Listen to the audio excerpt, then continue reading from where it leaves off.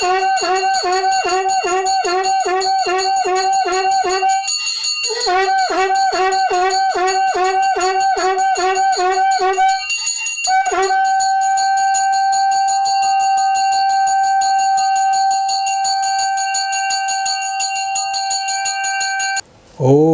गुरु ब्रह्मा गुरु विष्णु गुरुदेवो महेश्वर गुरु साक्षात् परब्रह्म तस्मै श्री गुरुवे नमः। भक्तजन महानुभावहरू, आज हामी फेरि स्वस्तानी व्रतकथा अन्तर्गत द्वितीय अध्याय प्रारम्भ गर्न गइरहेका छौँ। तन मन धनले सुनिदिनुहुनेछ भनेर अनुरोध गर्न चाहन्छु। यसका लागि म सर्वप्रथम सम्पूर्ण भक्तजनहरूमा पहिलो पुष्पाञ्जली अर्पण गर्न चाहन्छु। म तीर्थराज पाण्डेयको हार्दिक नमन। यम ब्रह्मा वरुणेन्द्र रुद्र मरुतस्तन्वन्ति दिव्यस्तवे वेदे साङ्गपदक्रमो वनिषदे गायन्ति यं सामगा ध्यानावस्थित तद्गतेन मनसा पश्यन्ति यं योगिनो यस्यन्तं न विदुसुरासुरगणा देवाय तस्मै नमः।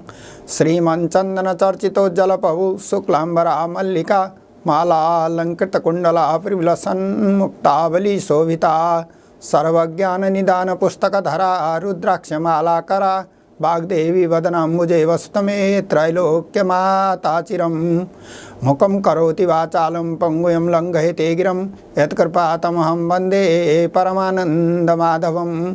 नमो भगवते तस्मै व्यासायामित तेजसे यस्य प्रसादादक्ष्यामि नारायण कथामिमां।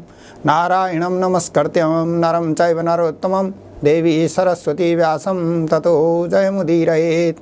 साष्टाङ्गनमनं कृत्वा स्वस्तानी परमेश्वरीं कथां सुधोपमां देव्या श्रुत्वाभीष्टफलं लभेत्। श्री स्वस्तानी परमेश्वरी नमो नमः।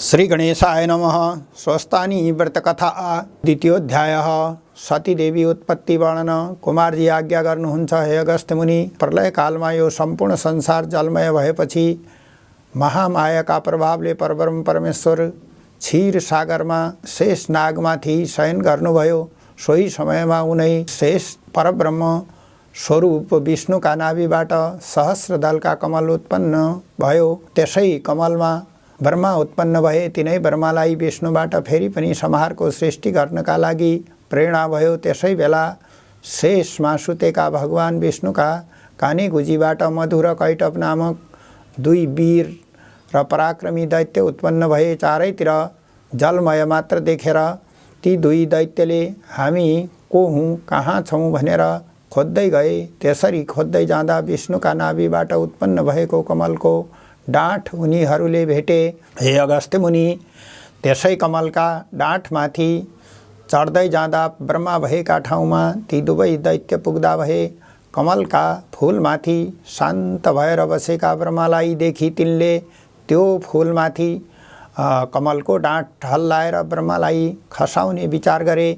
यो देखेपछि डराएका ब्रह्माले योगमायाको आराधना गरे र योगमायाको दर्शन पाए। दर्शन पाएपछि हर्षले गदगद हुँदै ब्रह्माले ती भगवतीको स्तुति गरे र हे परमेश्वरी, भगवान विष्णुलाई जागा गराइदिनुहोस् भनी बिन्ती गरे। ब्रह्माको स्तुतिबाट प्रसन्न भएर भगवतीले योग निन्द्राबाट भगवान विष्णुलाई जागा गराइदिनु भयो। जागा भएका भगवान विष्णुले ब्रह्माका समीपमा ती दैत्यलाई देखेपछि क्रोधित हुँदै युद्ध गर्न अघि सर्नुभयो। दिव्य 5000 वर्षसम्म लडाईँ गर्दा पनि ती मधु कैटभ र दैत्यलाई विष्णुले जित्न सक्नु भएन। त्यसपछि दैत्यहरूसँग भन्नुभयो, हे दैत्यवीर हो, तिमीहरूको पराक्रम देखि म सन्तुष्ट भए। तिमीहरू साँच्चै वीर रहेछौ। आफ्ना मनमा जे इच्छा छ सो वरदान माग, म दिन तयार छु। विष्णुको यो वचन सुनेपछि युद्धमा जितेका घमण्डले उन्मत्त भएका दैत्यहरू बोले, हे विष्णु, हामीले तिमीलाई जित्न सक्यौँ। यसकारण अब तिमीले हामीसित वरदान माग्नुपर्छ। लौ माग, तिम्रो इच्छित वर कुन हो त्यो हामी दिन्छौँ। ती दैत्यका यस्ता अहङ्कारयुक्त वचन सुनि भगवान विष्णुबाट आज्ञा भयो, हे वीर दैत्यहरू, म वरदान अवश्य माग्नेछु। त्यसका लागि तिमीहरूले दिन्छौ भने वाचा गर्नुपर्छ। मधु कैटभले पनि तिमीले मागेको वर हामी अवश्य दिनेछौँ भनी वाचा गरे। त्यसपछि विष्णुले भन्नुभयो, हे दैत्य हो, मलाई अरू थोक केही चाहिएको छैन, तिमीहरू दुवैलाई मैले मार्न पाऊँ भन्ने मेरो यही एकमात्र इच्छा छ। विष्णुको यस्तो वचन सुने ती दैत्यहरूले भने, हे विष्णु, तिमीले छल कपट गरी यस्तो वर माग्यौ तापनि हामी आफ्नो वचन पालन गर्नेछौँ। तिम्रो इच्छा पूर्ण होस्, तर हामीलाई जल नभएको स्थानमा मात्र मार। हे अगस्त्य मुनि, सबैतिर जलमय देखेर कपट गर्दै दैत्यले जल नभएका ठाउँमा मार्नु भनी विष्णुसँग मागे, तर पनि भगवान विष्णुले आफ्ना काखमा राखी ती दुवैलाई प्राणान्त गराउनु भयो। हे अगस्त्य मुनि, तिनै मधुकैटभ दैत्यको बोसो पानीमा जमेर पृथ्वी भइन्। तिनका मांसले पर्वत र हाडले ढुङ्गा बने। यो देखेर प्रसन्न भएका ब्रह्माले पहिले लोकहरूको सृष्टि गर्न लाग्नुभयो। लोकहरू सृष्टि गर्दा पहिले एकमाथि अर्को, अर्कोमाथि अर्को गर्दै खप्टिएर भूलोक, भुवरलोक, स्वर्लोक, महलोक, जनलोक, तपोलोक र सत्यलोक यी माथिका 7 लोक सृष्टि गर्नुभयो। त्यसपछि एकको मुनि अर्को, अर्काको मुनि अर्को गर्दै अतल, वितल, सुतल, तलातल, महातल, रसातल र पाताल यी तत्तलका 7 लोक सृष्टि गर्नुभयो। यसरी ब्रह्माद्वारा जम्मा 14 भुवन सृष्टि भयो। हे अगस्त्य मुनि, स्वयंभुव मनुका पुत्र महाराज प्रियव्रत ज्योतिर्मय रथमा चढी रातलाई पनि दिन जस्तै उज्यालो बनाउने इच्छाले भूलोकमा घुमे। त्यसबेला रथका पाङ्ग्राको लिक बसेका ठाउँमा 7 समुद्र भए। बाँकी ठाउँमा पृथ्वीका 7 द्वीप बने। पहिले ती 7 द्वीप र समुद्रहरूको वर्णन सुन। जम्बूद्वीप, प्लक्षद्वीप, साल्मलीद्वीप, कुशद्वीप, क्रौञ्चद्वीप, शाकद्वीप र पुष्करद्वीप यति ती 7 द्वीपहरूको नाम हो। यी द्वीपहरूको विस्तार पहिलो भन्दा दोस्रो, दोस्रो भन्दा तेस्रो क्रमले ठुलो हुँदै गएका छन्। यसै गरी 7 समुद्र पनि एक भन्दा अर्को गर्दै ठुला हुँदै गएका छन्। तिनका नाम क्षारोद, इच्छुरसोद, सुरोद, घृतोद, क्षीरोद, दधिमण्डोद र शुद्धोद हो। महाराज प्रियव्रतकी पत्नी बाहिष्मतिका गर्भबाट अग्निघ्र, इद्मजिह्व, यज्ञबाहु, हिरण्यरेता, धृतपृष्ठ, मेधातिथि र वितिहोत्र नामका 7 भाइ छोराहरू उत्पन्न भए।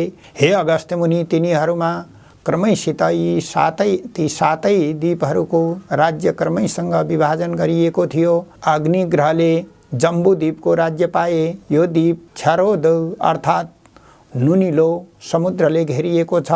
प्लक्षद्वीपका राजा इद्मजिह्व भए। यो इच्छुरसोद अर्थात् उखुका रसले घेरिएको द्वीप हो। सातमली द्वीपका राजा यज्ञबाहु भए। यो द्वीप सुरोद अर्थात् मदिराको समुद्रले घेरिएको छ। कुश द्वीपको राज्य हिरण्यरेताले पाए। यो घृतोद अर्थात् घिउको समुद्रले घेरिएको छ। क्रौञ्च द्वीपका अधिपति धृतपृष्ठ भए। यो क्षीरोद अर्थात् दूधका समुद्रले घेरिएको छ। यसै गरी मेघातिथि शाकद्वीपका राजा भए। यो दधिमण्डोद अर्थात् मोहीका समुद्रले घेरिएको छ। स्वच्छ जल भएको शुद्धोद समुद्रले घेरिएको 7औं पुष्कर द्वीपका राजा चितिहोत्र भए। हे अगस्त्य मुनि, जम्बूद्वीपको क्षेत्रफल 1,00,000 योजन छ। यसमा जम्मा 9 खण्ड छन्। तिनका नाम भद्राश्व, हरिवर्ष, केतुमाल, रम्यक, हिरण्मय, कुरु, किमपुरुष र भारत हुन्। यसै भारत खण्डमा गङ्गा आदि पवित्र नदीहरू र काशी आदि पवित्र तीर्थहरू छन्। यसै गरी अरू खण्डहरूमा पनि आफ्ना विशेषताहरू छन्। प्लक्ष आदि अरू 6 द्वीपमा पनि यस्तै प्रकारले खण्ड वा वर्षहरूको विभाजन गरिएको छ। 14 भुवनको रचनाको वर्णन यस प्रकारले गरियो। हे अगस्त्य मुनि, ब्रह्माले समुद्र, द्वीप, खण्ड आदिको सृष्टि गरिसकेपछि अरू 8 पर्वतको पनि सृष्टि गर्नुभएको छ। ती पर्वतहरूको नाम सुमेरु, गन्धम, मादन, कैलाश, हिमालय, चित्रकूट, त्रिकूट, चन्द्रकूट र चन्द्रान्तक हो।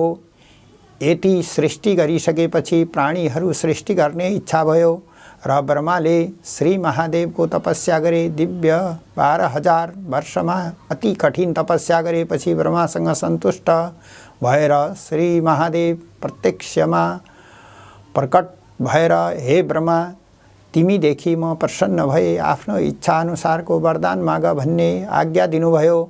ब्रह्माले पनि महादेवको दर्शन पाई विभिन्न सामग्रीले पूजा गरी स्तुति गर्दै हे ईश्वर, आफ्ना मायाले ब्रह्माण्डको सृष्टि गरी आफ्नै मायामा आफू पनि भुलिरहे जस्ता यस्ता हजुरमा कोटि कोटि नमस्कार।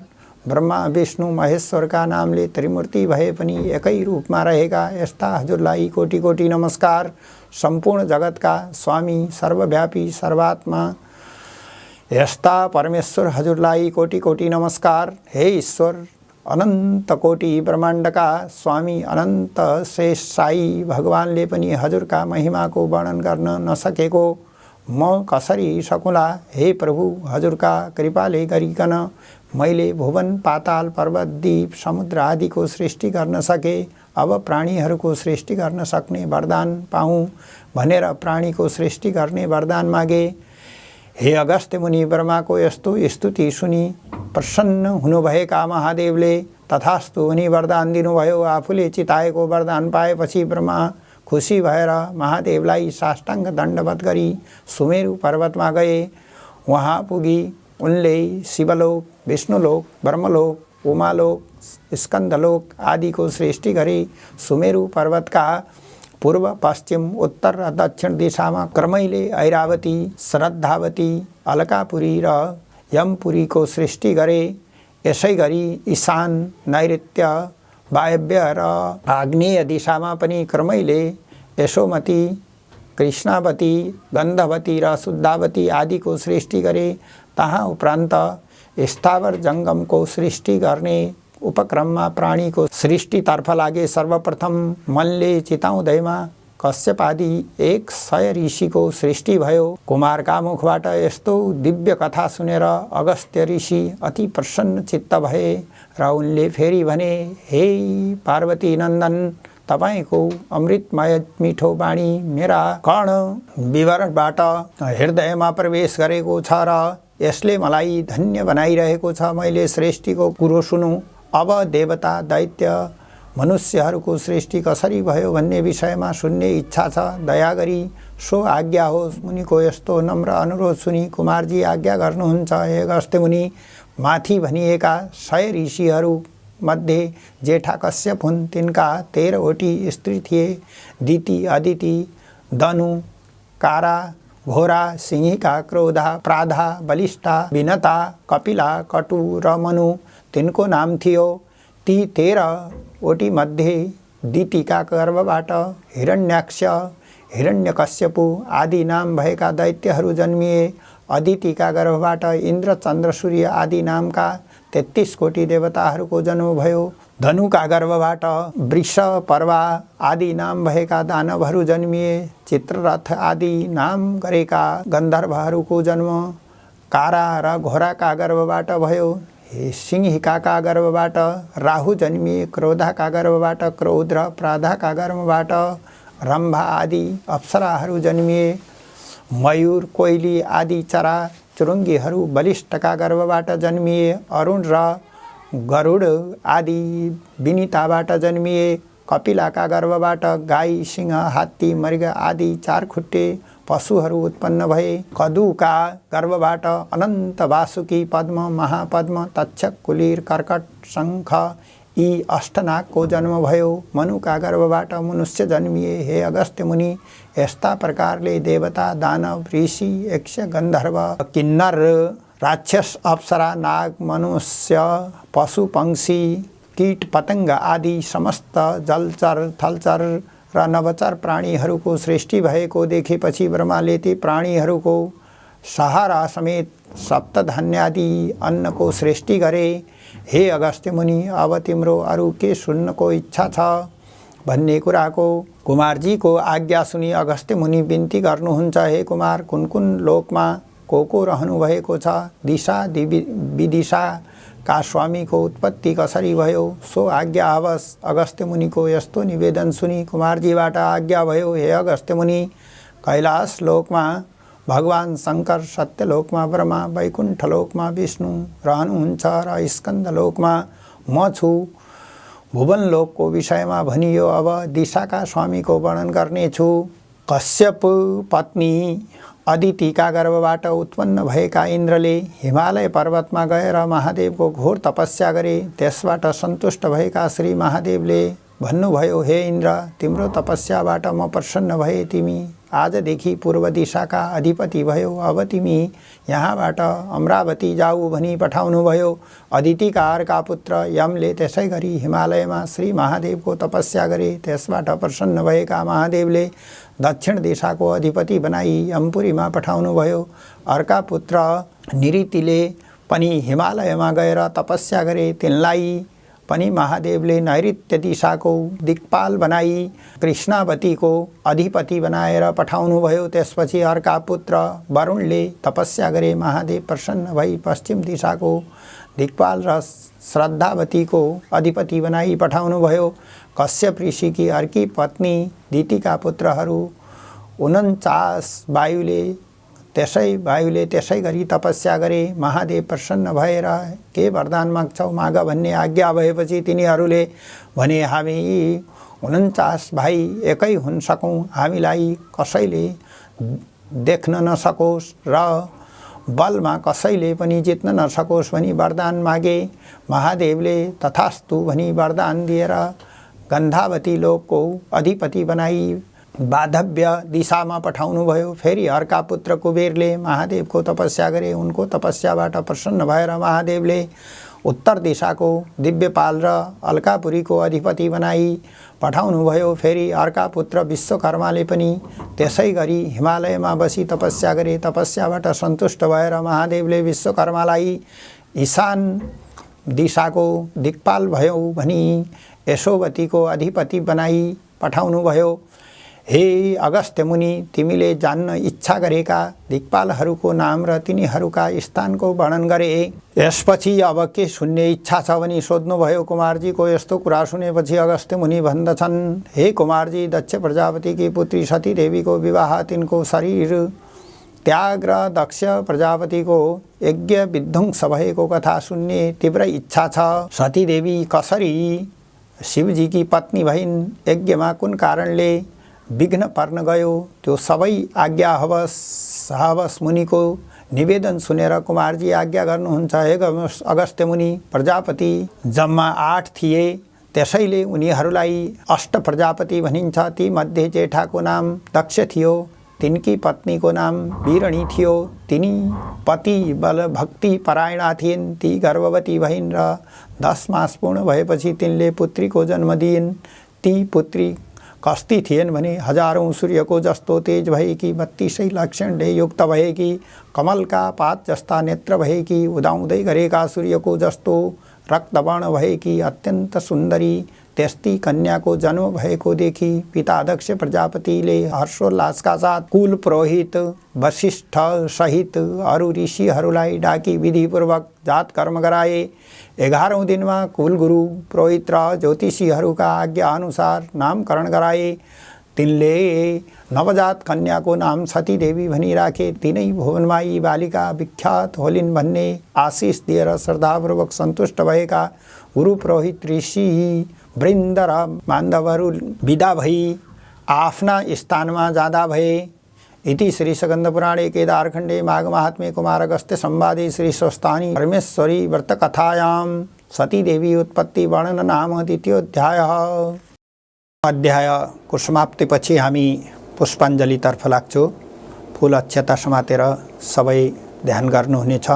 ओम उपनयतु मङ्गलम् ओ सकलमङ्गलालय श्रीमान दिनकर किरण निबोधित नवनली इन्दल निभेक्षण कृष्ण काले वर्षतु पर्जन्यः पृथिवी सत्शालिनी देशोऽस्यं क्षोभरहितो ब्राह्मण सन्तु निर्भया अपुत्रा पुत्रिण सन्तु पुत्रिण सन्तु पौत्रिण निर्धना साधना सन्तु जीवन्तु शरदां शतं तत्रैव गंगा यमुना च तत्र गोदावरी सिन्धु सरस्वती च तीर्थानि सर्वाणि वसन्त तत्र यत्राचितो द्वारकथा प्रसंगा या कुन्देन्दुतुषारहार धवला या शुभ्रवस्त्रावृता या वीणावरदण्डमण्डितकरा या श्वेतपद्मासना या ब्रह्मच्युतशङ्करप्रवृत्तिभिर्देवैः सदा वन्दिता सा मम पातु सरस्वती भगवती निशेषजाड्यापहा। श्री स्वस्तानी व्रतकथा। कायेन वाचा मनुष्येन्द्रियैर्वा बुद्ध्यात्मनो वा प्रकृतिस्वभावतः करोमि यद्यत् सकलं परस्मै नारायणायेति समर्पयेत् अनन्यचेतसा भक्त्या श्रुतं यच्च कथामृतं समर्पयामि तत्सर्वस्वस्तानी परमेश्वरीम्। ओम श्री स्वस्तानी परमेश्वर्यै नमो नमः। यति भनी सबैले पुष्पाञ्जली समर्पण गरेर आफ्ना आफ्ना इच्छा अनुसार वर माग्नु।